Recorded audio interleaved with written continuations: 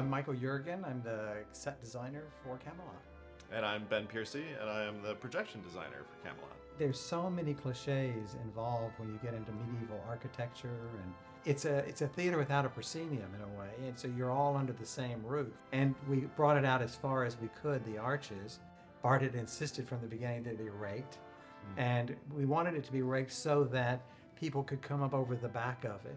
But in order to do that so they couldn't be seen, it had to be exactly 7 feet 4 inches off the stage floor, which meant that we had to lift the whole thing up a little bit so it floats in the middle of this whole space. And that's where the idea of these bridges that connect, which create moats in a way, which is sort of like a castle. I think the way that projection design advances the story is to help you understand where you are. You know, as a projection designer, we live in this sort of halfway world between lighting and scenery. To me, Morgan Le Fay always to me was the kind of the glimpse back into that magical world, because she is a sorcerer of her time. She's a scientist, but she lives in a world that is mysterious. The world that we created for that, with the vines that grow in, that world is really just an emotional response to what would it feel like in her world. The first time I saw that, all those vines grow up over the whole, I was like, just amazing. It was when we started working together that all of the specificity of things that needed to be there